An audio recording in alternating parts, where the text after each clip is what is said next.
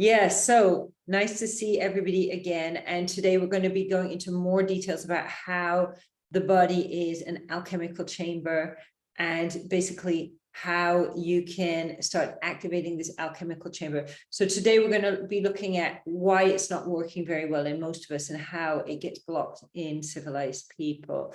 And if you're watching now on Facebook, I invite you to jump in the Zoom and come join us in the Zoom, because later on, I'm going to be giving an opportunity for people to answer questions. I'm going to actually be offering some free coaching within the range of my ability of what I know is going on with people here, which is basically going to, yeah, it's not something that I usually do, but I'm going to be offering this at the end, maybe around 8 or 7:45 or so. Right, okay, any questions coming up? Are we ready to go? And yeah, like I said, if any questions are coming up as we're going through this process, just do type them in the chat.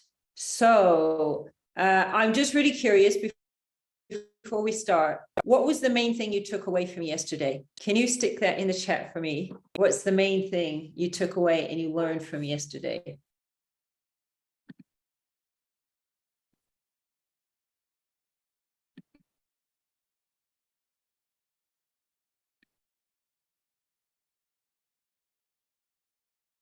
The body is an alchemical chamber, yeah, and we're going to go into it in more details now, yeah. So how does it work? Because this is actually science. This is an ancient science from China. And if anyone here has ever had acupuncture is actually working on the same meridians and energy system that we're talking about here. This has been around for thousands of years. It's been used for thousands of years.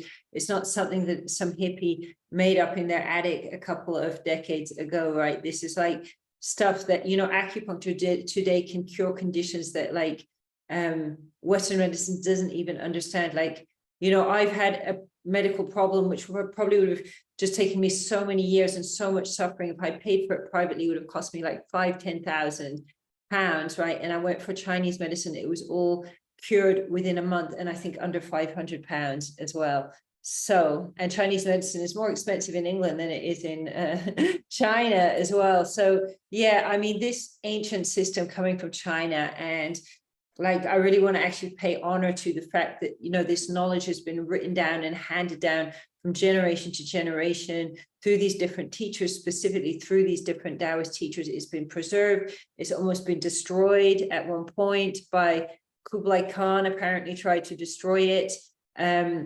He threatened to destroy it unless they taught him their secrets, right? It's so powerful that some of the most powerful emperors in the world, for example, the Emperor of Japan during the Second World War, sent one of his top generals into the Wudang Mountains to try to steal the Taoist scrolls. Apparently they got one of them. That is how important this stuff is. It's literally been prioritized by some of the biggest world leaders, you know, in the world, yeah. So it survived today, thank goodness, you know, a combination of probably like skillful fighting and skillful mental tactics. And unfortunately, really sadly, it's kind of a little bit under attack today. God knows why, by the communist regime. I mean, a lot of Taoists have moved over to Taiwan, but I've heard that they're actually forcing the Taoists to repaint their temples gray, so it's not like standing out so much and so obvious, so it's not red anymore, basically. Which is a real shame, but it's survived and kind of spread all over the world. Interestingly enough, it has the same amount of adherents apparently as Judaism. So both have about 11 million adherents apparently worldwide. And it's interesting because they're both traditions that have really, really spread worldwide. And in fact, the Tao Te Ching is one of the 3 most purchased read books in the entire history. I think the Bible is one, the Tao Te Ching is another, and I'm not sure what the third one is, but it's literally one of the most like proliferate books in the entire planet, right? And most people know some things from Taoism, like go with the flow and things like that, but when you start really understanding what it's all about, it just goes into more and more and more intricate detail that is just mind-blowing, basically, you know. So superfood for your soul. Energy, and in particular sexual energy, is superfood for your soul. We're going to be going more into that tomorrow. Here's a beautiful picture of a couple making love with their energy meridians activating and spreading and sharing together, and they're kind of going into this sort of cosmic union where they're actually connecting up into the universe and the Tao, and like charging themselves from the Tao. And this is actually something that can be done with Taoist sex, is actually charge your body, and through the sexual practices, whether solo or dual cultivation, is possible to actually charge the body. So sexual energy is the ultimate creative energy that arises in the universe and animates all living things. It is the energies that created you and regenerates you.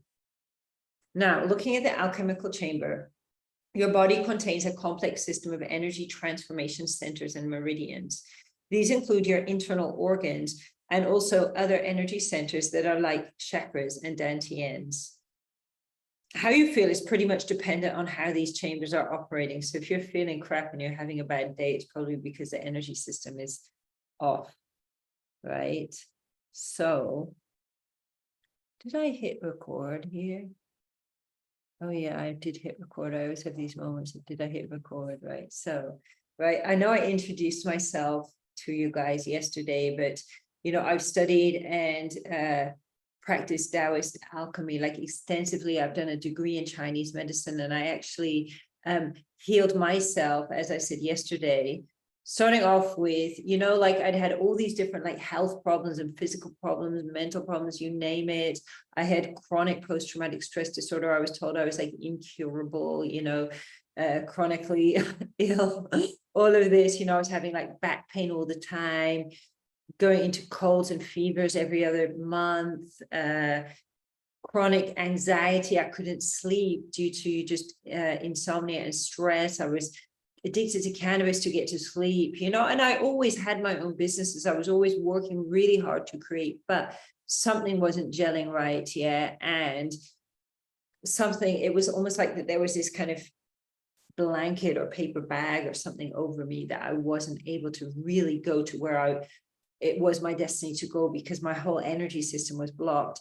And the thing was, I tried for so many years to cure all these different problems, and I was so frustrated. I was just thinking everything was downhill from here. And then I just decided, okay, this one thing that's bugging me so badly, I've never had an orgasm. I want to do something about this. And I find these like rather bizarre Tao exercises and practices I started learning from different teachers and started using them to kind of awaken and activate my energy system, you know. And not only did I like blow the lid off my anorgasmia and start having sort of like endless multiple orgasms, which is great and fantastic and way more than I'd ever expected to get.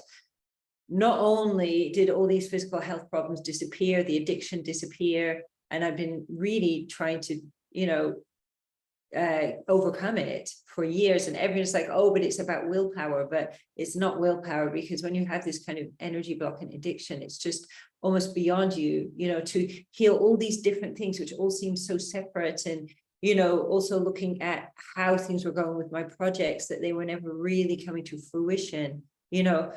But with these practices, and as I started basically activating my energy system, it was like I opened up to my destiny, and I started to really create and work to create and work to manifest the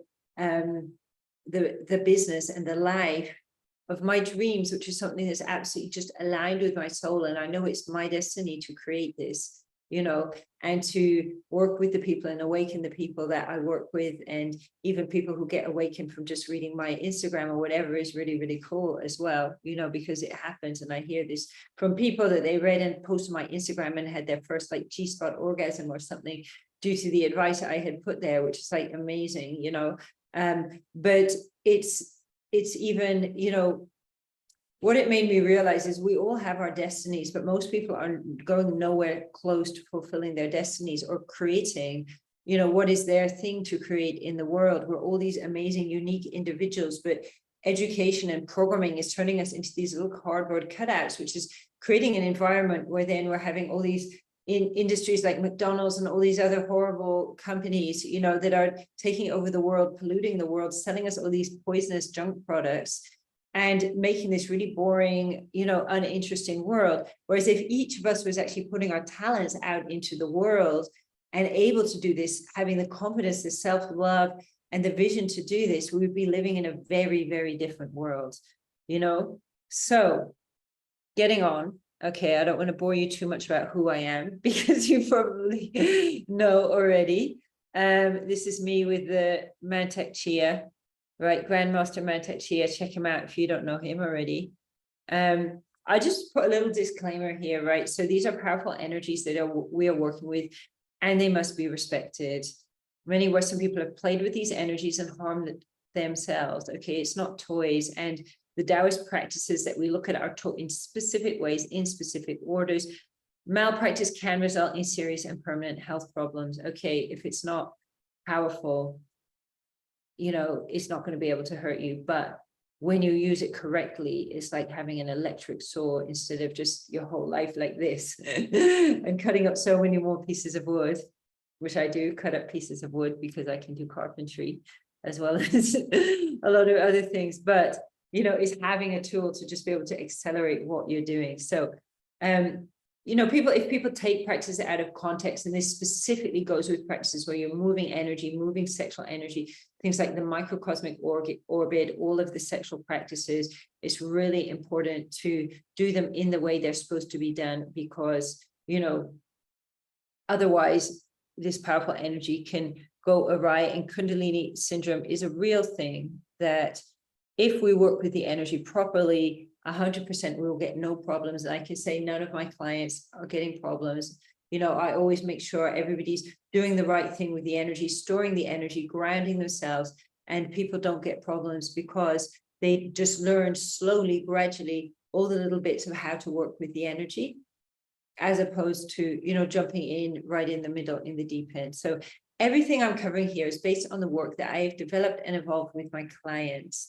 If you're interested to follow this path with me, get in touch to apply for a consultation. So I am actually giving free 10-minute consultations to everyone here. Okay, if you don't know me yet, you haven't had such a consultation, my assistant hopefully now will put in the chat the link to do this.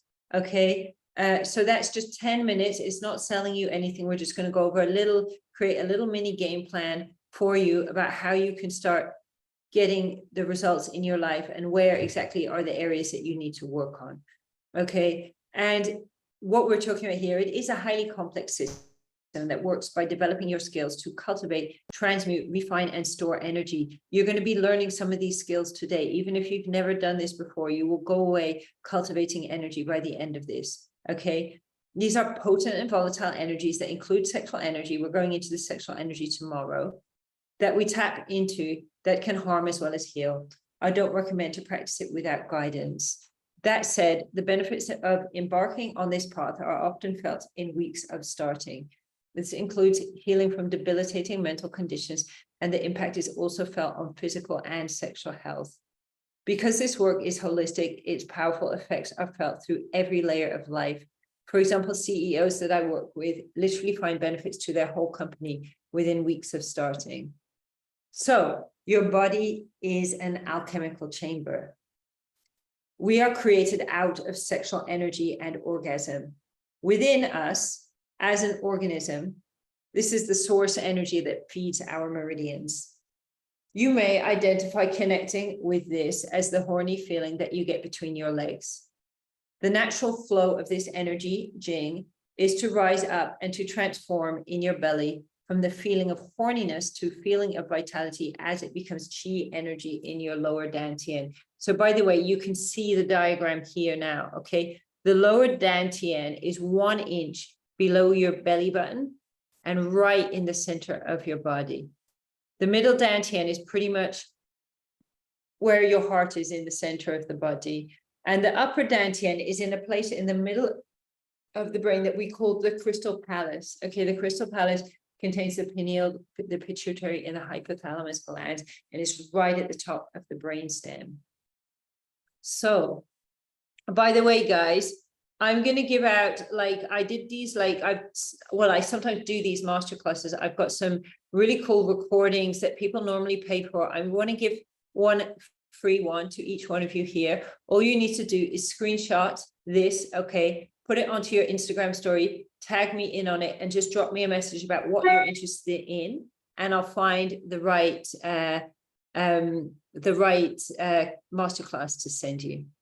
So moving on, let's look at alchemization. And here you can see these dantians, yeah, and you can kind of say like this one is by the belly button, and it sort of is the energy of the solar plexus chakra, the sacral chakra, and the base chakra. Okay, it's kind of holding that energy of the physical dimension, you know. And by the way, we are all spiritual beings that come here into the physical dimension to inhabit a physical body and experience life in the physical dimension. We're not here to spiritually bypass, although it can be a really appealing thing to do, right? We're actually here to live in the physical world, and being really grounded into the physical part of the body and the lower chakras is absolutely essential, because if you don't have a basis, you know, for your higher spiritual self, you're just not going to be able to achieve what you're here to achieve.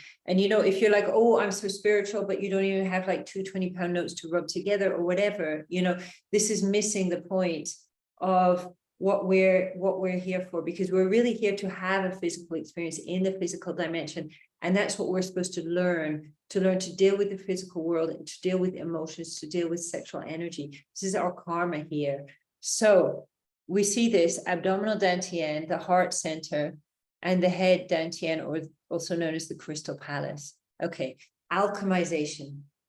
The natural process is to move through the 3 energy centers, or dantians, transforming from feeling horny to feeling energized, to feeling love, Shen, in your heart. So the energy arises from the perineum, which is right down here at the bottom. And if you take, you know, these people who are kind of stuck in this like very like base chakra place where, for example, all they're doing is like jerking off to porn loads of times a day or something like that, and no energy is moving up. Yeah, that's one state of existence, that you can just really be stuck in this kind of like, it is a bit of a like low vibe sexual expression, yeah, which isn't too healthy. Yeah, I'm not against low vibe, I'm not against high vibe, but it's really important to be balanced and to have low vibes and high vibes. But you don't want to be just stuck in this place where your energy is not even transmuting, and it's not even moving up into your lower dantian, because you're not even going to have energy there. And many people, they only have this energy center transforming. Many people don't even have this one transforming very well at all. Many people don't only have this one transforming. It's kind of okay, right? Because this energy will naturally travel up into your heart, and it will do at least something there. Okay, but obviously if you can get these all working, okay, what happens is, as this energy transforms, it turns into a versatile superfood for the body and soul that can be used for anything. So that's really when it's kind of coming up into the heart, that it's really opening up the heart and all these different kind of creative abilities that we have. And then when it rises up into the crystal palace, it's actually like activating our our inner vision. Yeah, to an extent, we should look at another way in which the inner vision is activated just a bit later today. I'm just going to say that if you look at one of these systems and another, and they're not contradicting, right? The chakras isn't contradicting this. When I talk about the liver also activating the vision, it's not contradicting. It's just all going on different levels, okay? And we're going to look into how important anger and the liver is actually for our vision. Yeah. So let's look at what blocks up this energy system, because pretty much any civilized person has their energy system blocked. So in nature, for example, simple tribal people, this alchemical system operates normally. This is why you can have tribes with 0 crime and 0 social problems. When people start to move away from nature, the energy system starts to block up, you know, and you can ask like why this happens. Yeah, I do think there's an element that often the catalyst for this is a trauma. You know, according to some historical theories, Europe was a matriarchal culture with a lot of different tribes, completely peaceful up until 5,000 years ago, until Europe had this invasion, which went on for about 2,000 years, actually. During this time, the matriarchal civilizations were slowly wiped out and replaced with patriarchal traditions, which were monotheist, and they were about starting wars and causing destructions and controlling people through laws and religion and so on and so forth, you know. And this is kind of like how this shift happens, that, you know, there's it's kind of like you have this almost like this Garden of Eden and this tribal way of life where everything is just perfect and people are in this beautiful, innocent, loving sexual state. And then a trauma happens and it's like that people fall out of the Garden of Eden. And there's a really, really interesting video about this on YouTube, actually, that I think you can find if you put into YouTube, Sex in the Garden of Eden. It's super interesting, right? So the trauma starts to affect the functioning of the energy system, and then humans try to take control with law and order, religion, education, and morality. So, for example, right now, a young child touching their genitals is completely normal. Around 3 or 4 years old, the child starts having a kind of burst of hormones, which their hand just goes down and touches, right? This isn't masturbation as we know it so much yet, but if the child is then being told like not to touch it, and especially when they're being not given the love they need, because the love is essential, that we receive love as young children, it's essential for the sexual energy to rise up into the heart. If we're not getting affection and love as a child, that sexual energy cannot rise up into the heart and it blocks, which most people have. And especially if you look at a certain generation at the time when mums were being told not to hug their kids and breastfeed their kids, and you look at these guys and they have real issues connecting with women. They may be like porn addicts or addicted to tech and so on. You know, I mean, there's whole kind of generations, several generations that have been really, really screwed up by tech, by porn, and lack of love from the mother, the number one factor in this, you know. So anyways, right, they tell the little kid, especially little boys who have more volatile sexual energy, stop touching, stop wriggling, because when you wriggle, that's how you actually unblock the energy. You know, they tell them to, they indoctrinate them with shame around their sexuality, which builds up as a block around the pubic bone, adding to the block under the heart that comes when you're not given enough love as a child. And the thing is, there's so much tension building up in the genitals that the child then starts masturbating, right, to try to get this tension out. And very often, like, I mean, some like articles I've read, is finding children as young as 6 watching porn. Like, apparently some survey that was done by a tech company looking at the age of porn users found 10% were below the age of 10. This is something that's kind of coming into a gap where the child is not being loved and nurtured within our society the way they would in tribal society. And it's kind of filling up this pain, and it's seeming to take the blockage away, but in reality, it's not taking it away. So if you get a kid that's like really, really masturbating a lot, like I've heard about sex therapists being approached by parents and kids are masturbating a lot, and quite often it'd be like really religious parents as well, that there's no like healthy education around sexuality, and you know, the parents are like, oh my god, the kid's got the devil in them or something like that. And basically, you know, it's trauma that's causing this. If you look at these people, like, for example, living in tribes in South America, the masturbation does not exist in the culture. Like, I have a friend from Ghana, and where he comes from, very tribal areas in Ghana, he says it's very unusual that men will watch porn and masturbate. It's kind of, you know, considered not a cool thing to do, but also people, there's not really appeal to do it. People don't really want to do it. So he reckons about 80% of the men in his country don't watch porn and masturbate. So for us in the West, who are like, everybody watches porn, everybody masturbates, is actually a cultural thing. And it's really interesting when we look at this to actually read around about anthropology and understand what's going on in different cultures, in different religions, when people have different belief systems, how this expresses in the sexuality as well. And Africa traditionally has a very sex positive culture. It's only been kind of messed up in the last few hundred years by the Westerners, basically. So, for example, in its state of natural alchemy, sexual energy rises up the body and is an impetus for love, creativity, healing, and spirituality. When we're taught to repress it, the energy becomes blocked, separating us from the positive values that it gives us and causing sexual frustration and urges to build up and cause the experience of sexuality to be negative. So it's almost like a self-fulfilling prophecy, and it's no surprise that, you know, most people I hear telling me about sexual abuse as a child, they come from a really religious background, not 100%, but a lot. And obviously the Catholic Church has its whole scandals, and, you know, I think this exists within a lot of churches, definitely within the church that I grew up in as well. So just checking here.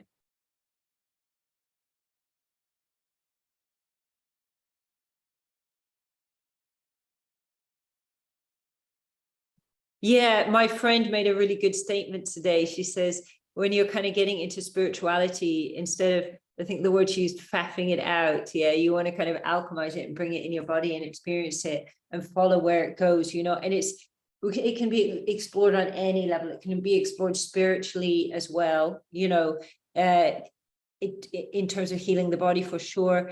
If it is so powerful, why did the world go into disarray? Is this power dangerous? Now, I wonder how much I answered that, but I'm going to go into that at the end. Okay, so let's look at emotions, beliefs, and programming, because I do believe that we are all consciously, stroke subconsciously, intentionally traumatized to program us and make us easier to control.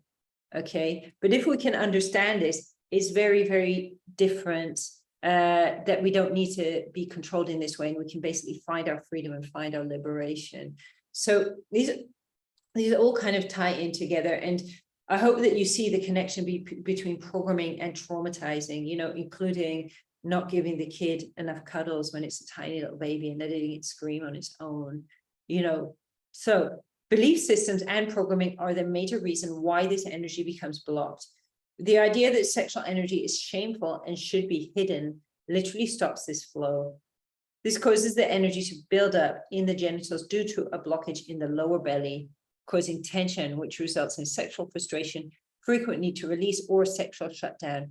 Often there will be lumps, bumps, discomfort in the groin, because when we talk about the energy is blocked, we're actually talking about the blood flow is blocked, the lymphatic flow is blocked. It's not normal for men to get 60 or 70 and have problems with their erections. That's only the result of our culture. The same, it's not normal that women to be 60 and 70 and not feel sexual energy anymore. That is because of our culture.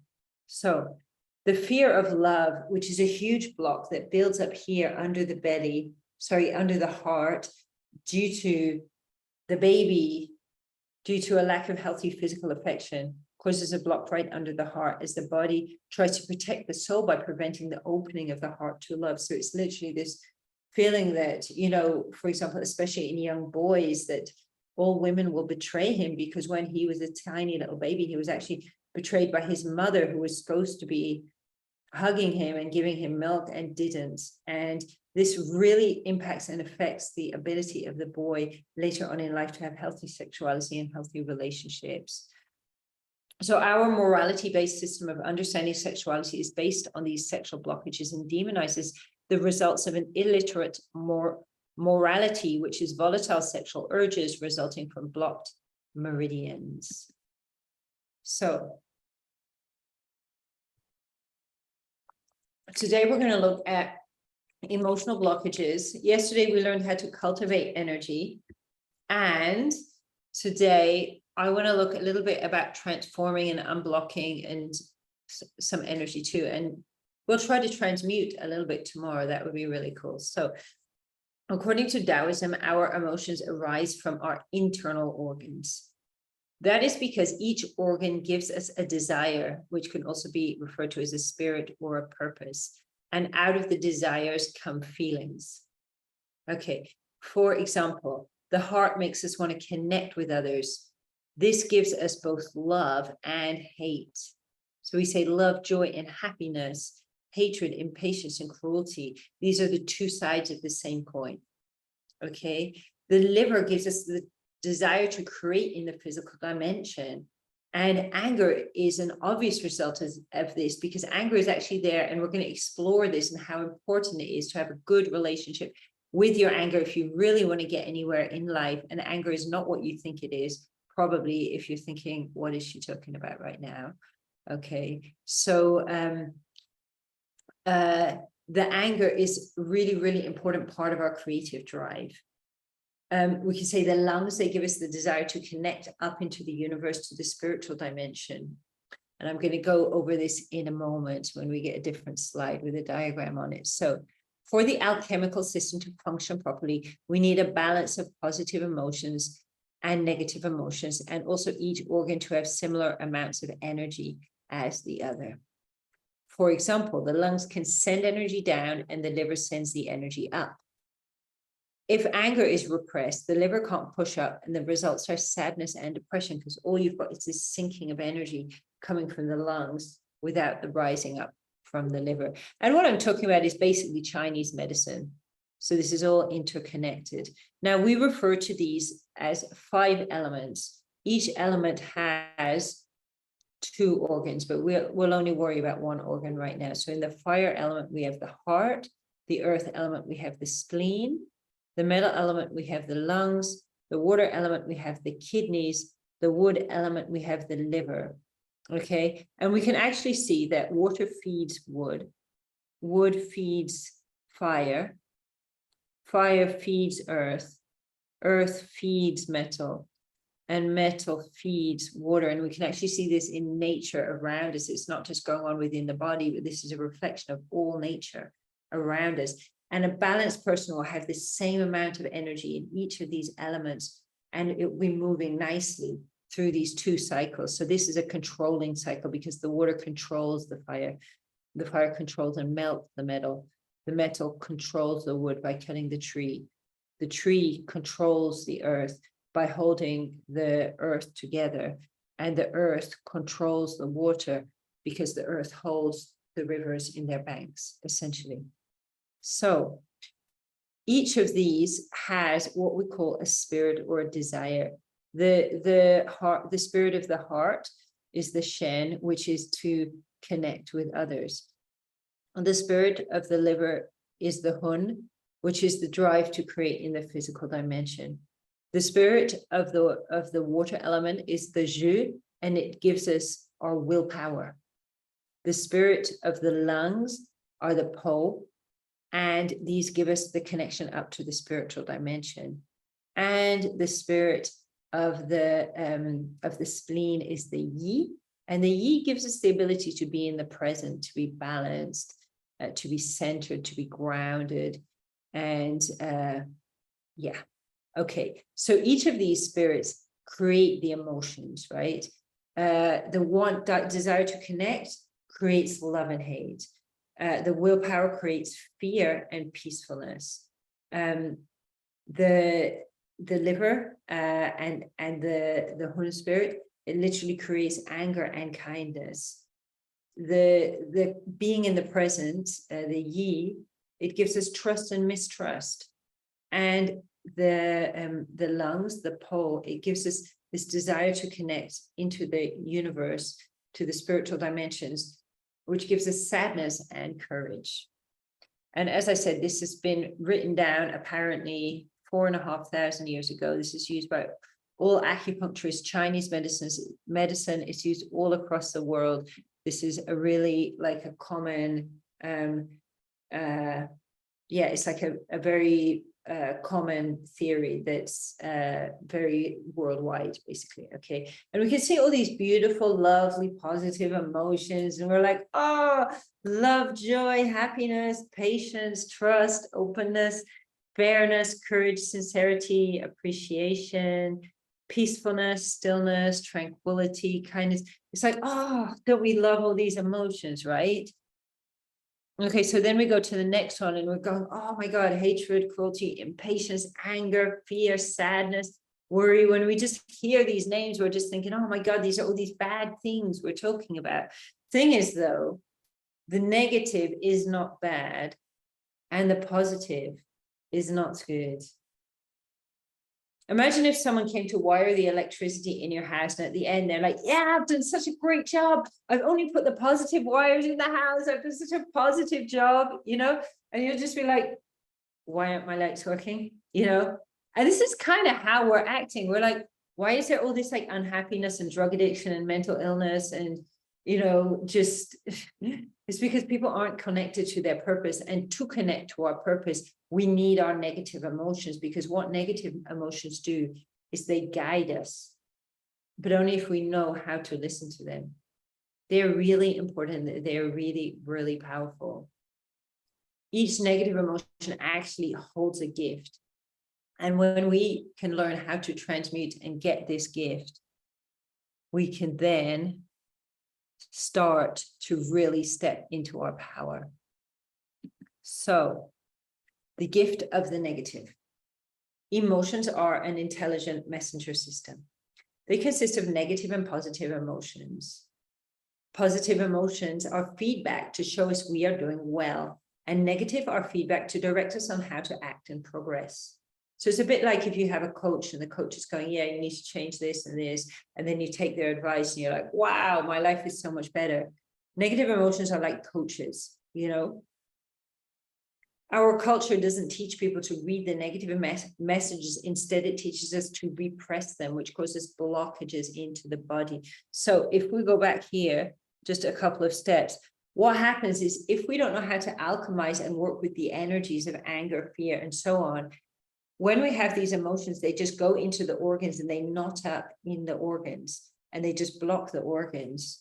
So the organs, most people's organs are not even really working properly because they're blocked. And when I start teaching people how to unblock this energy within their emotions, within their organs, it's incredible what changes start to come about. I've literally heard of people being cured of like cancer through this, just the most simple of these exercises.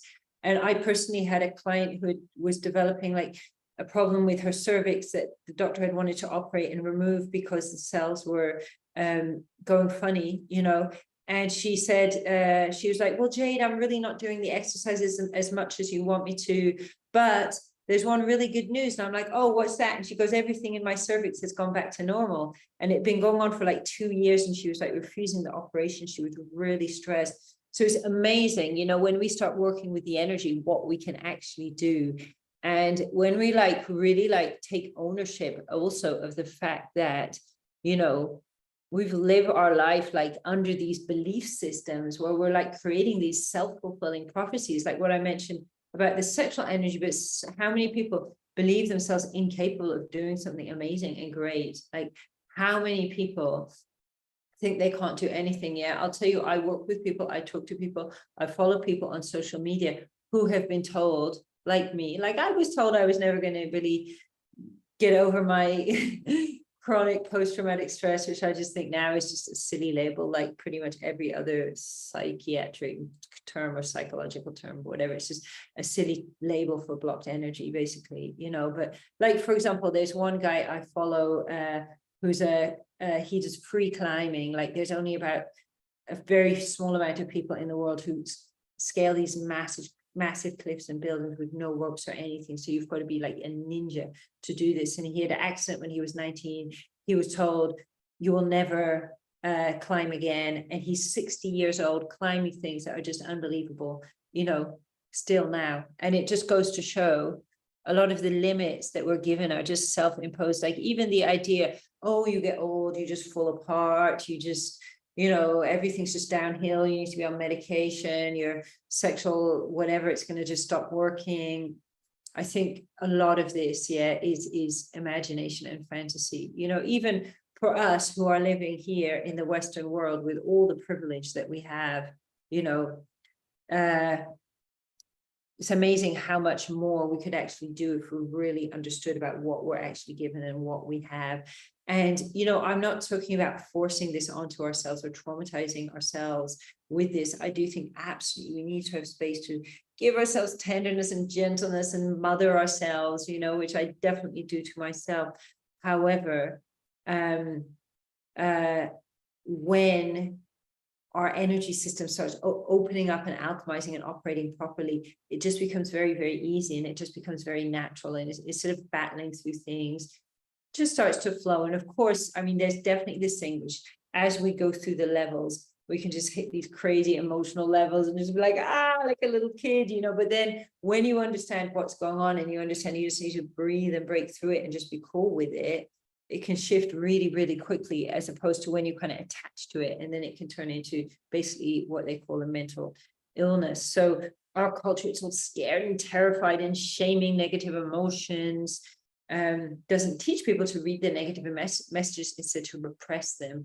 And this blocks our entire energy system, but also means that we cannot access the gifts within the energy. And I say, beware, you who think you are religious or spiritual and think you're transcending all this and think you've left behind all your anger.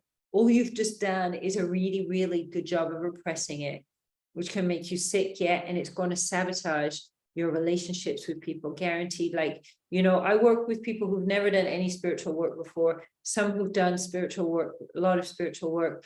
I just notice that it can happen, especially when people are really making an effort to be spiritual, which kudos to them. However, because we're misguided around this, I remember one lady, she was going, wow, like, I just realized I was like going along being so like passive aggressive and bitter and resentful, and I was actually bringing a lot of like negative things into my life, you know, but basically now that I've actually got into a good relationship with my anger, I'm just a much, much nicer and kinder person. And there was another gentleman that was literally on the edge of getting divorced from his wife, and it was really sad because they had a small kid and they were living together in like 2 years. Everything had been a standoff. He was doing like so much spiritual work, but they were just stuck in this like standoff of like resentment and bitterness. And, you know, he really believed he just transcended all anger, and bless him, we started working together. Wow, it came up like all this anger he'd been repressing. He was like, I couldn't believe it, you know.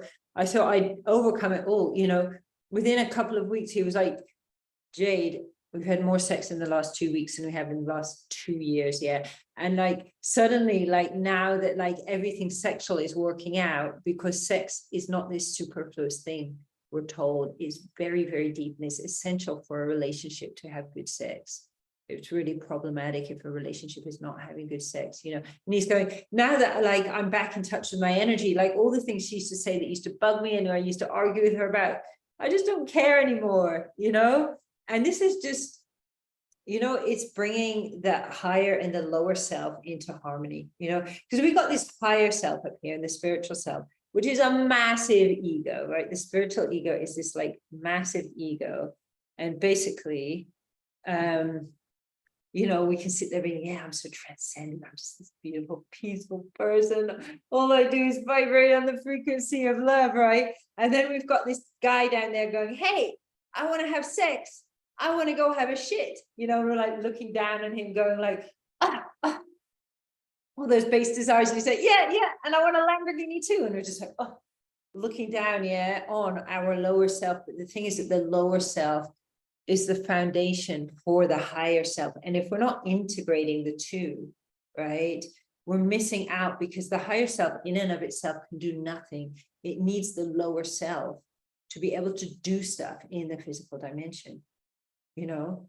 So this is all what this is about. It's about bringing the higher and the lower self, the negative and the positive, bringing everything together like the yin yang, and remembering that in the very center of the yin is the yang, and the center of the yang is the yin. And this is the meaning of the yin yang symbol. So we spend our lifetime battling ourselves instead of using the power of these emotions. And we lose so much energy and confidence, and we can't really stand up in the world as our authentic selves. Listen, if you do not love your anger, you don't truly love yourself. And I know that's like a controversial thing to say, but your anger is part of you, and it's really, really cool. And let's go into this now about cultivating a good relationship with your anger. It's supposed to say, I love this one, as it's so controversial. But let's break it down, right? Okay. And I want to give you guys a few hacks to work on. I'm just going to stop for a minute the share. Stop sharing. Hello, guys. How's everybody doing? Are you with me? Any questions?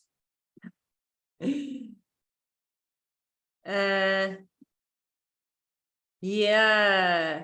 Okay. First of all, Haley, do you feel like I answered your question? About power. Is it so powerful? Why, if it is so powerful, why did the world go into disarray? is this power dangerous, right? So well, I guess there were two questions, like how could something so powerful be overcome in the first place? And also, or is there another option that if you generate so much power, it's easy for it to go in a tricky direction? yeah, so basically, this is what the story of the Garden of Eden is all about. Like, it can be understood on so many levels, yeah, but if we look at these people that are just innocently living in tribal societies, I mean, there's a really interesting book about this called the Continuum Concept, which I read and then I reread once I understood all this Taoist stuff, and I was like, whoa, this is just blowing my mind here, because it's describing these people in Venezuela called the I forget the name, it will come up again in a minute, but it's Yaquana. The Yaquana are studied quite a bit by anthropologists because they're one of the few societies that really just has not been civilized, yeah, whatsoever, right? And basically this woman goes and stays with them for 2.5 years. She's a child psychologist, and she's saying that these people, they never, like, she never in 2.5 years sees an adult shout at a child. She never sees a child shout at an adult. She doesn't see two children fighting. Yeah. She sees like children. She says some things, like she says she can't believe, yeah, like there are children lying on the edge of like 2-meter drops. Yeah. Nobody's worried. None of the kids fall, right? There's children playing with razor sharp knives and machetes. None of them cut themselves. Not just that, but the mums will be breastfeeding the kid while the kid is swinging around some razor sharp machete, and he doesn't even cut the mom. Nobody tells the kid, this is dangerous, don't do it, right? Nobody tells anybody anything about sexuality. Nobody masturbates. People just pair bond as teenagers, stay together for life. The parents have sex in the room with the kids watching. Basically, yeah, I think there's a funny story described where I think some missionaries show up. I'm not sure if it's that book or another book. And the missionary goes into the bushes and starts wanking off, right? And the whole tribe have never heard of or thought of anybody masturbating. They all are gathered around this guy in the bushes, like staring at him, just like, oh, what are you doing, dude? Yeah. And apparently the whole tribe like lost respect for him after they saw that. I can't remember if it was in that book or another book that I read it, but it's quite funny, you know. But what she says in the book, which is, she says a trauma happens and a generation is wiped out. So it's generally from a war, you know. And people do say, you know, I was reading this article by this, written a few years ago by this woman, Monroe Bergdorf, or the other way around, and she made this statement about white people being like all drenched in blood and so on and so forth, you know. And I was like, yeah, okay, I can't precisely disagree with what she's saying, you know. But when you look, like, going back historically at it's like trauma on trauma on trauma of all these different wars, all these different invasions, colonizations. Then you have the church taking over, wiping out like generations of women. Yeah, some villages had the entire population of women wiped out. Apparently some of the guys were like starting to have sex with pigs and stuff because there was literally no women left, because they were like, she's a witch, she's a witch, she's a witch, and they were just trying to rid the village of women, you know. And nobody even knows like how many people were killed. There's estimates of millions of people being put to death. And when you look at like what effect this will have on people, is it surprising people then went out and like conquered the world and caused all the disasters and havoc that they have done, you know, because of this trauma. And when you look at like, you know, if you know people who come from really, really traditional parts of the world that's not even like Islamic or Christian, it's really interesting to see like the behavior of that as compared to behavior of maybe Western people, as compared to how people might act in cultures where they were enslaved and, you know, and so on. It's just, I think that what she said about the trauma and about a generation being wiped out in a war is what breaks this continuum. She calls it the continuum. I think that, yeah, you know, but this is, I do believe this is the story of what happened, you know, in the Garden of Eden, that people were living in this perfect, peaceful state, you know, and obviously eating the apple is like a metaphor, you know, I mean, there's many different interpretations. I think they're all equally valid. One of them is that people started ejaculating instead of practicing sexual alchemy, which is in this video on YouTube. It's called Sex in the Garden of Eden. It's really interesting kind of account of this. But basically, people go from what we could almost call matriarchy, what is described in the book The Chalice and the Blade by Rihanna and Eisler, as like a matriarchal culture.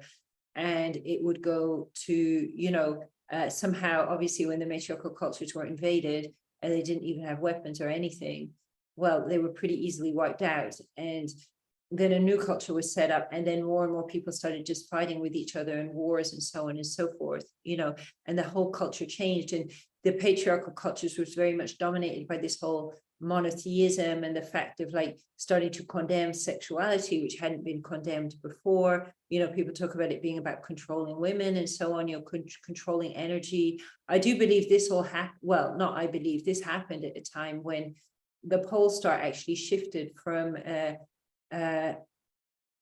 Thuba to Polaris as the pole star. So what the Taoists call a yin star to a yang star. So presumably under a yin star, there would have been a lot more energy in the world. And as the energy started to die down, which is kind of like the magic, the physical took over, which is what basically started happening 5,000 years ago. And interestingly enough, we're now shifting over to Vega, which is another yin star. And it's interesting to see, as it started to happen in the 80s, the big changing of the roles of women in society and the gender roles. That's all happening as the pole stars are shifting as well. You know, and definitely now things seem like pretty chaotic. You know, people don't know what's going on. They don't know what's love. They don't know what's, you know, anything. Like I went through like a big part of my life not even knowing what it was to be a woman or what sex was for or anything. You know, it's a big mess, but it's kind of like, you know, things do seem to kind of fall apart, but somehow come back together. You know, it's just the flow of things in the universe, you know. So yeah, I mean, I think anything can be dangerous. I will just say anything can be dangerous. If it's powerful, it can be dangerous.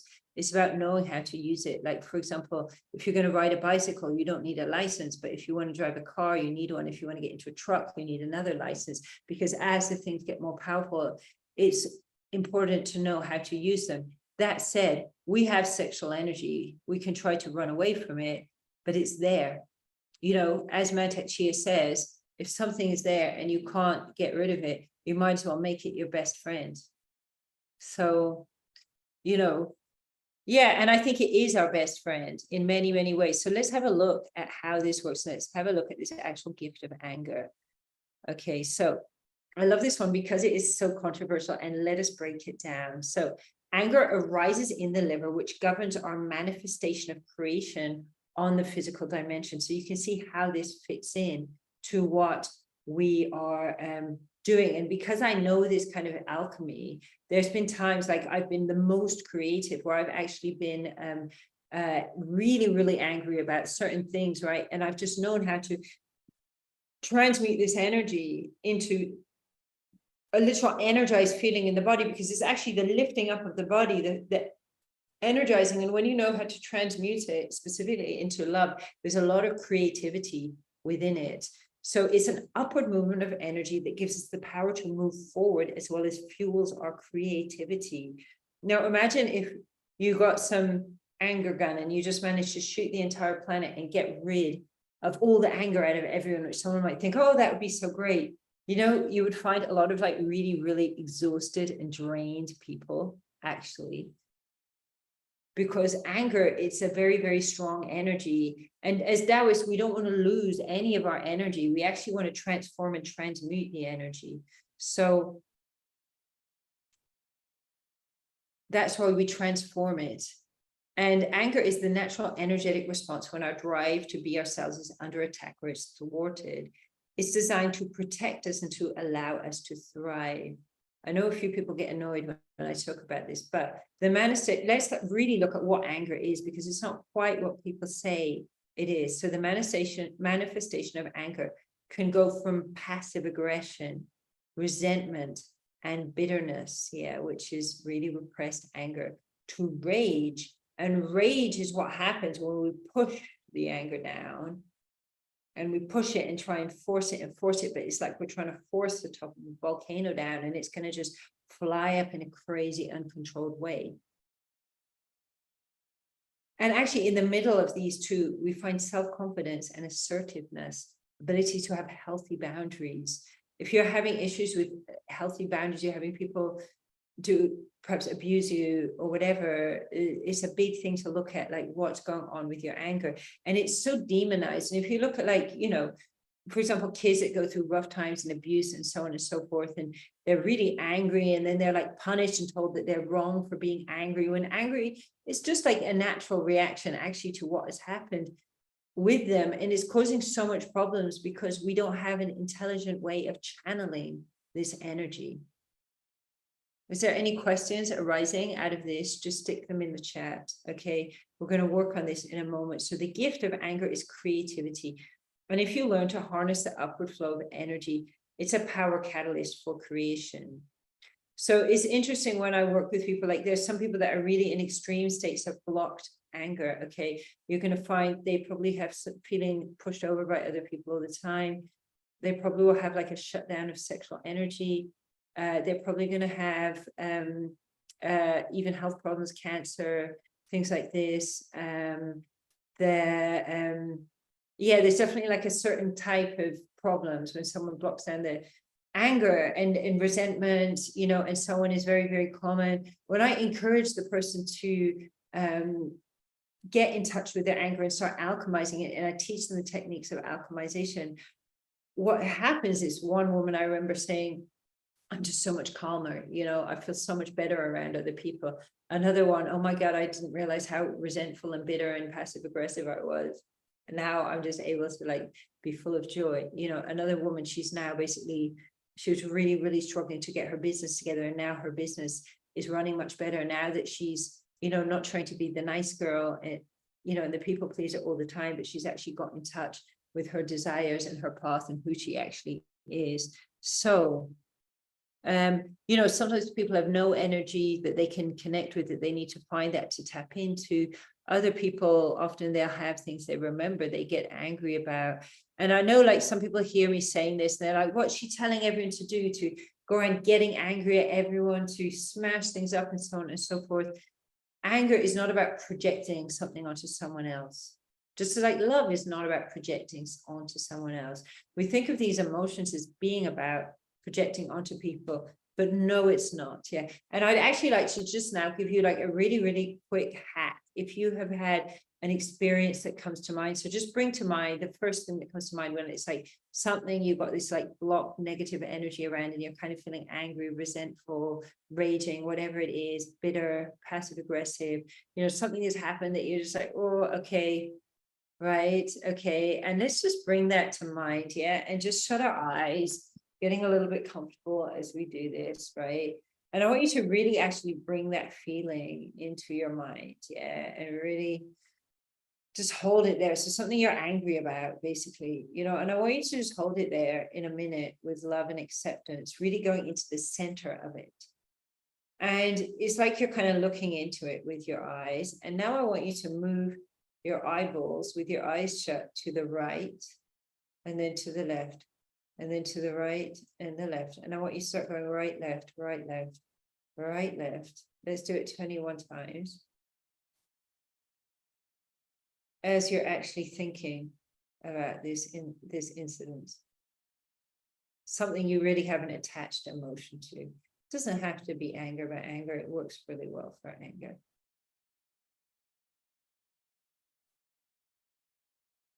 And then when you finish your 21 times, open your eyes again. And I'm super curious how that was. Does anybody want to share anything? What just happened?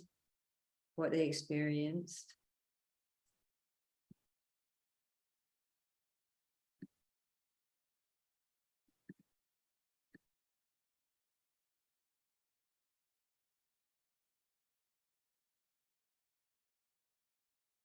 Anyone want to say anything?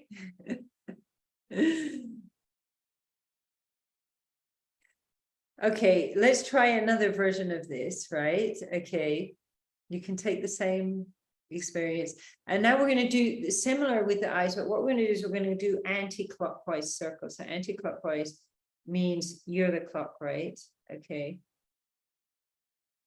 So shut your eyes, think about this thing.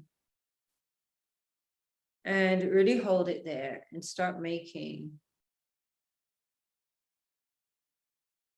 Wait, anti-clockwise if I'm You facing, must you're the clock, yeah? And I'm 12 looking at the clock, it's anti-clockwise, or if I am the clock, you are the clock, yeah, you I'm are. the clock.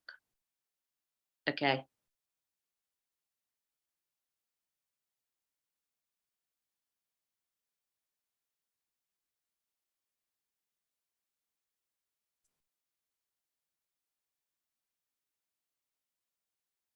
And then again, when you're ready, opening your eyes.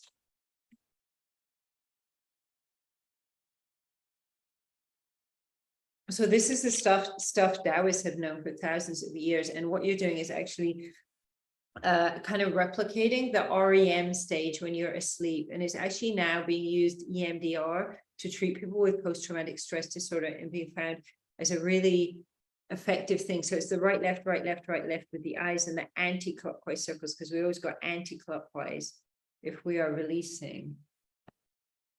Anybody got any questions or comments about that? You can feel it slowly, something's happening, but the window of time is, I think, it's a little bit too small for it to really unfold. But there's definitely like a doorway into creativity, I think, for me anyway. Yeah, I mean, when we stop getting like our energy drained by stuff, you know, it makes a huge difference in our lives. And with this, you know what it does? It doesn't obviously take away the fact that whatever happened, but it just takes away the attachment to it. So usually the backwards and forwards 3 times is good, or the circles 3 times. So. Can I ask a question? Oh yeah, go for it. Yeah. Okay, so where anger is needed for action, if I take away the attachment, do I take away the desire for action? No, it's different, because what you're doing is you're taking the attachment, means the feeling when you're feeling too strong anger and you don't know how to deal with it, is that. And what it does is it brings it into a more harmonious state. So this is transforming as opposed to venting it or repressing it. So most spiritual or whatever, they teach to vent it, right? We don't want to vent it because we don't want to lose that energy. So we're transforming. But let's have a quick look here. And I'm going to show you another hack before we do this. Okay. I've just said here, the liver, vision, and orgasm. Yeah. Okay. Tomorrow we're talking about sexual energy. There's actually a really big connection between anger, sexual energy, and vision. Okay, this is why unfortunately it sometimes happens that people get very angry and they rape people because of the blocked energy. And why sexuality can be expressed by some people as like in an angry way. It's becoming more and more common as well, due to all the blocked energy people have, and the pornography showing this as a kind of like a legitimate way to express sexuality. So the liver meridian carries the energy up from the big toe, up the inside of the leg, and through the groin and the genitals. It governs the erection in the man and fertility and cycles in the woman. So the energy is bringing this energy up. And remember, it's the energy of the wood element. So imagine a little seed growing up through the pavement, you know, imagine a vine just growing up a tree. Imagine that power. When a plant grows up, it's extremely powerful. This is the power that we're tapping into. And it's an important part of our sexuality. So tomorrow I will show how sexual energy is a huge part of the catalyzing of this process. So the energy then rises up the liver and into the eyes. The energy is essential for the strength of the muscles and tendons. And it's important for the eyesight. So actually, if you're having problems with your eyesight, there's actually Taoist exercises which can literally cure the most eyesight problems, because most are caused by problems with the muscles around the eyes. So this is both the external vision and the inner vision. It helps us see, and it also helps us see our destiny and how to get there, right? Okay, so basically, when we repress our anger, we stop that meridian from working. Imagine what that meridian is doing. It's to do with creating our healthy sexuality, and it's to do with igniting our inner vision, which is also very much to do with our intuition and being able to be guided also by the emotional system into just seeing and knowing what is right for us. Okay, now we've all unfortunately blocked this energy into the liver. Okay, but what we can do is we can become aware of it and aware of the way the anger is in the liver. So hopefully you know that the liver, but don't worry if you don't know, we learn new things every day. So the liver is kind of on the right side, just under the lungs and the rib cage, and it's a huge, huge organ. You can actually put your fingers under your rib cage and poke in there, and you're kind of touching your liver right there. So you can give a little gentle massage to your liver. The liver likes that. Just obviously don't go over the top, but you know, and our organs, they want love from us. They want attention from us. They want us to acknowledge them. Imagine they're sitting there like 24/7, like working and working for us. And we don't even like give them love or anything. You know, someone might be like 70 years old and suddenly they're told, I have liver cancer. And they're like, where's my liver? It's like, are you surprised your liver got cancer? You know, because the organs, you know, they want acknowledging, and they want love, and they want us to stop having this like really stupid relationship with our negative emotions, because all it's doing is blocking our whole energy system in our bodies and stopping us from being able to like really live life to the fullest. Because when we're just in a state of repressed emotions, we're basically just coping and just surviving, and that's not a place to be, you know. So what we're going to do is, remember yesterday we smiled to the heart, and today we're going to start smiling to the liver. So just placing your hands over the liver, and you can almost imagine like your liver is like a little person in there, and you're smiling and you're sending this green love. Well, you're sending this green energy. So it's like the green color of the wood element, and you're sending this green color full of kindness, forgiveness, gratitude, and benevolence into your liver. So what we're doing is we're cultivating positive. And the reason we cultivate positive is because the positive energy comes from up in the universe. The negative energy comes from down in the earth. And we're sitting right on the earth. So we have plenty of negative. You don't normally need to worry about cultivating your anger or cultivating your fear, because normally there's plenty of it there. But that's what they say, if people get too much of something, they just take it for granted. But this is what the experience here is all about, actually, our relationship with negative emotions. So it's a big part of it. So as you smile and send this green energy into your liver, just really send the intention to relax the whole liver, and just breathe in and out, and breathe into your belly. And exhale as you visualize this green energy, and you can almost imagine a jungle.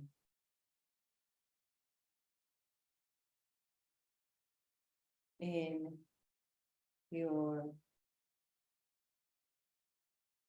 liver.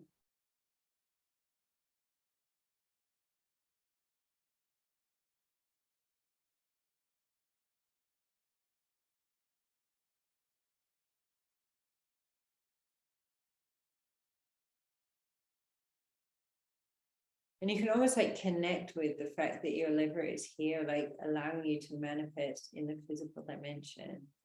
And really be grateful and thankful for what your liver is doing. You know, you can forgive yourself for repressing your anger all your life because you didn't know any better, because the liver gives us forgiveness. And really feel the creative power, and really tune into this creative power of growth. which is in your liver. And it's right next to your solar plexus chakra, which is all about, you know, creating in the physical dimension and achieving and doing well. And really, as you hold your liver, just really like be aware of the potential you have, the gifts you have, the uniqueness you have, how special you are, how you have something here on the world that's an incredible gift that nobody else can give to the world. And really just hold this.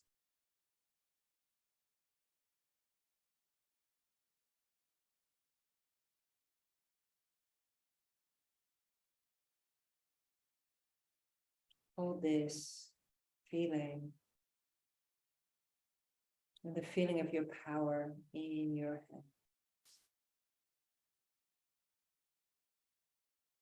Allowing your belly to breathe in and out.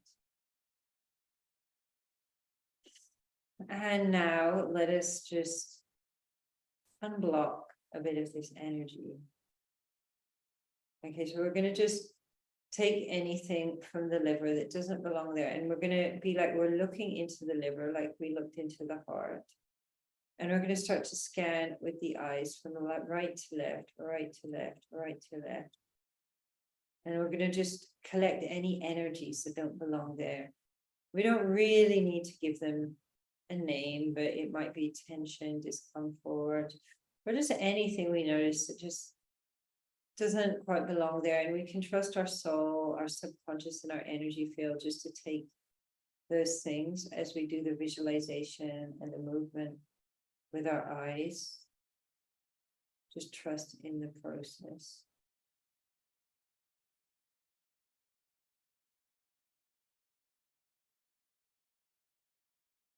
And then just put your hands together and let's bring the hands above the head, and we're going to stretch to the left. So you actually feel that your liver is opening. And then just make the sound like shh. As you're stretching your liver. Shh.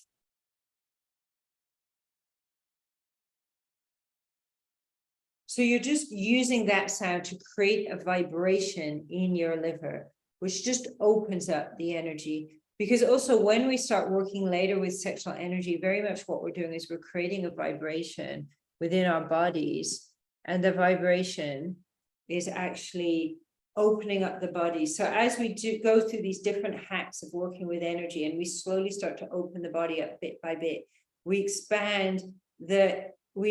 open and expand the ability of the body to hold energy, right? So imagine like if you're in this state where emotions are coming up and like, oh my God, I can't cope, you know, it's because you can't hold the emotions in the body. Or you feel the sexual energy coming up and you're like, I need to come now, because you can't hold this sexual energy in the body. Yeah. If you think about earning, I mean, is a good example. If you went up to a homeless person on the street and you go, I'm going to give you £100, the guy's going to be like, oh, okay, give me £100, right? You know, probably a bit shocked, but he'll take it. Yeah. If you say to him, I'm going to give you £100,000, the dude's going to just be like, what the fuck are you talking about? Get away from me, right? Because he doesn't have the capacity, you know, to hold that energy of abundance within the body, probably. Okay. I mean, you might just say, yes, fine. Okay. But probably, you know, we can imagine this. And probably if we think of what we are like, especially we think of most working class people, you know, many people who are afraid to ask for a promotion, afraid to ask for more money, afraid to ask for their worth for whatever they're offering, because we don't have the capacity to hold that energy of abundance within our body. And honestly, I mean, this also comes down to like investing in ourselves. And my business coach, he says, poor people save, rich people invest, right? You know, and interesting, right? You know, why do poor stay poor? Why do rich stay rich? Yeah. And he say this thing about money, right? You know, he says, imagine if money was your girlfriend, right? And every time she's about to leave the house, like you're freaking out, how is she ever going to come back? Da, da, da, da. You know, is she going to come back? Probably not, right? Because you don't have a good relationship with her. Whereas if you trust her to come back, the relationship is a lot different. Or he says another thing is, he says people are clutching so tightly onto some little bit of money that basically it's not flowing, and they're just stopping the flow of this energy. Because like we talked about with anger is this energy that it needs to flow. If it's not flowing, you know, it's not, it's not, you know, when I was younger and I was always told as a kid, oh, you're so angry, this is so bad, that you're so angry, you're such a bad person. And so I would like really try to repress my anger. Because I was repressing it, I had no confidence, I had no healthy boundaries, you know. Then people would walk all over me, then the anger would come flying up, then I'd be like, oh my God, let me repress it again. People would start walking all over me again, or the anger would fly up, and I was like in these cycles until it was like one day, you know, something had really, really, really made me so angry and raging, and I was just raging solid for over 24 hours. And I really, really was meditating into it, meditating with my liver, going into like what was going on. And it suddenly just came to me like, love your anger, you know. And if you think, you know, the anger is like a little child inside us that's just freaking out. And if you saw a little child screaming and crying in front of you, I'm sure that everybody here would pick this little child up and hug it and hold it, you know. But we're shouting and screaming back at the child, you know, you're so bad, you're angry, you know. I mean, a friend of mine, like a childhood friend, that both of us went through this quite traumatic experience as children of to do with this religious cult, and, you know, being abused by this, this organization and so on, you know. And I was talking to her the other day on the phone, and she's just like, I spent like 10 grand on therapy and I'm still just so angry. I'm so angry. I don't know what to do. I feel so bad because I'm so angry. And I'm just, okay, take a deep breath. Yeah. And I start saying to her, it's really cool. It's fine that you're angry. It's like a normal feeling, you know. And the minute we start going, oh, it's a normal feeling, it suddenly hasn't got this big like monster thing going on, you know. And when I was going through this experience, and that was when I had this huge shift, and I actually started really being able to create healthy boundaries, because you can hear about healthy boundaries, but if you don't feel the energy, it's going to be really problematic to create them. And that was just, I fell in love with my anger. I actually created this really loving relationship with my anger, and really huge shifts started happening with me then at that time. When I started doing this, it was just absolutely like amazing and incredible, you know. So this is definitely something I always am on the lookout with clients, like what's the relationship with the anger. I think it's a lot to do because it's so demonized in our culture. It's really important that we actually learn how to take the gift from anger. How do we take the gift from fear? Fear gives us the gift of wisdom, you know. Sadness gives us the gift of actually appreciation and being able to see the bigger picture. So everything is there, everything is with its purpose. And when we learn how to work with these energies, which is just the natural thing that probably like all these people in tribes are doing just without even thinking about it. And the thing is, we have been civilized, and we can keep the advantages of being civilized and coming from a civilized society, whilst being able to understand the fact we are these cavemen with all these impulses and feelings, you know. And basically, like when we learn how to work with all this stuff, it's like then we're actually in the technology age with the bodies that are so amazing, and being able to get the advantage out of the bodies instead of fattening them and poisoning them and cutting them up and so on and so forth, which is what we think we need to do in order to have a healthy body, I suppose, you know. So yeah, I mean, there's a mad connection between the G-spot and anger. Don't know if anybody knows about that, but I think there's too much to start going into right now.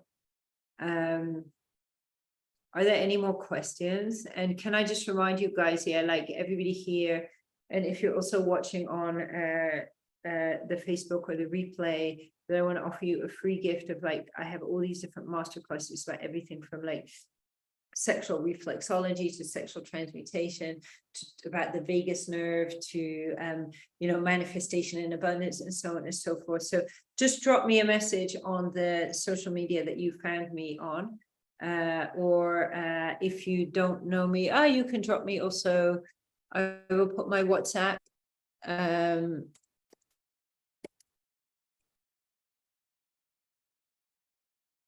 So you can take this number here, and if you want to, oh, that's supposed to be a plus, not an equals. If you want to either book like a 10-minute chat or get one of these masterclasses, just grab that number. I know some of you have it already, and you can stick me in a message, and I'll send that over to you. So yeah, I'm interested. Anybody new here that this has seemed really strange? If it sounds like all a bit weird and bizarre, like I'm totally happy to hear that. Feel free to like type in the chat. Any questions, or if you've been to these events before but maybe you learned something new today, I'd love to hear as well.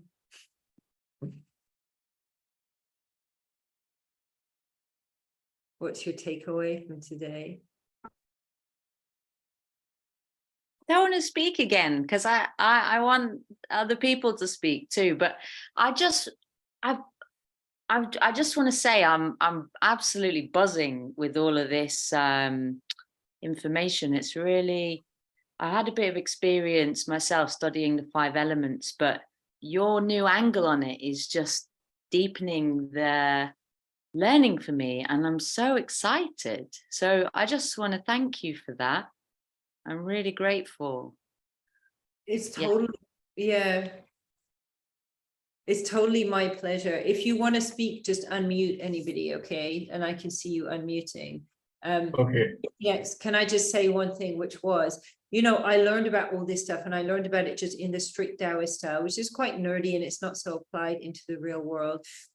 And then I started my business, and then I started having business coaching, doing a lot of other self-development stuff, and realizing like how all these principles can be applied, you know, into the modern world. And I would never have done all the amazing things I've done in my life, which are probably nothing compared to all the amazing things I'm going to do, if it wasn't for this stuff. And I just apply these principles into every part of my life, you know, and you can see, in a way they're simple, in a way they're complex, yeah. But yeah, it can go into everything, you know, everything. So yeah, Billy, I'm interested what you have to say. Yeah, I'm getting quite nervous. To talk, but I want to follow the invitation. Don't worry. I found it very, very interesting, all the information, especially about the trauma being passed on.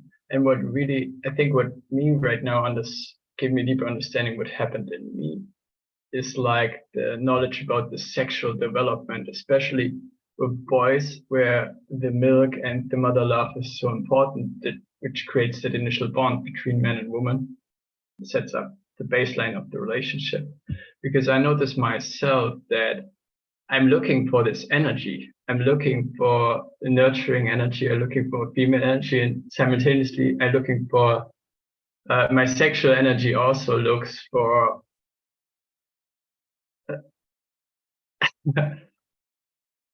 something to go in. And yeah. I noticed that I kind of got used to not having it, and there's a layer of anger that can kind of reconnect me with that, or I actually want that. Like I'm so used to being the homeless man, not having that energy. But there's a level of, yeah, but actually I want that. And it's natural actually to have that and be in such kind of relationship. Yeah. Thank you for sharing, Billy. Thank you. And, you know, I think that one thing that's just coming up for me more and more is the way, you know, all this healing stuff has been really geared towards all the traumas of women. And it's really obvious, right, what our traumas are, but also we have this advantage that we tend to be more socialized around most of our emotions, except anger, you know, but also women tend to have a culture of talking to each other more about their issues and problems. Like if women are all sitting together saying, oh, you know, someone's like, oh, I'm not having orgasms, and everybody's going to try and be really helpful. Whereas if you get the average group of guys sitting together and one of them goes, I have premature ejaculation, they're probably not going to get the same response as a group of women would give to each other for their issues, you know. And I think that also what's going on now, as women are kind of coming up to deal with their traumas, you know, I think there's definitely like we need a balance of a more healed masculine in order to kind of get into a further, you know, stage of our healing. But you know, what I see going on is there's this big expectation on men to act as women, basically, you know, and to talk like women, to be like women.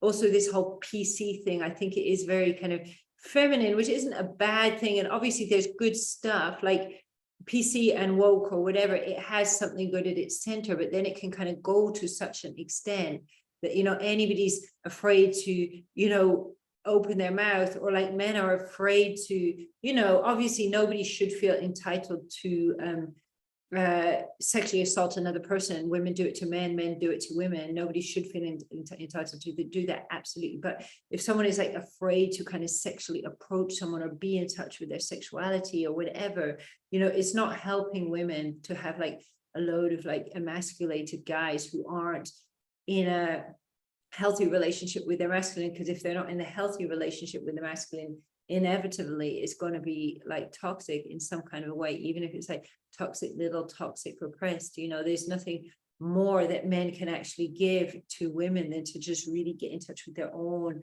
masculine and just kind of be in that space, you know. And I think many of you guys are also perhaps feeling like there's so far to go, but just be aware of like how much work you've done and where you've kind of gone so far, you know, and that we're all building on this, we're all working on this. You know, we all want each other to win, because this is just a win-win situation, because each one of us, as we like work on ourselves, as we progress, as we get these wins, yeah, like everyone else around us is doing better as well. You know, when we heal ourselves, we heal the collective. And, you know, my business coach was saying, I think yesterday or the day before, and he's like, you know, people who are really, really successful, they want to see all you other guys like succeeding as well. They don't want you guys to screw up. They want you guys to do well, because there's actually like such a big lack of like good entrepreneurs and people putting out their skills and their gifts, you know, in the world. And they know that like the more of that that's going on, the less of the huge corporations are just like sucking the energy and vampiring out of kind of society and so on. You know, so I definitely, through my experience of, you know, having businesses, like I would just definitely say that I realized like, you know, how much I would have never believed in myself to do what I'm doing now. I was like incredibly shy, really nervous to speak even just to one person, let alone like a whole group of people. Now I'm just like, hey, I'm going to come here and have a laugh and be silly and talk about the stuff I'm really into, you know, so yeah. Thank you, Billy. I don't want to call out anybody's names, but I really want to invite, like, especially if you're new here, that you can just share, you know, anything. What I'm going to do is I'm going to disconnect from Facebook. Oop, and I'm going to stop the recording.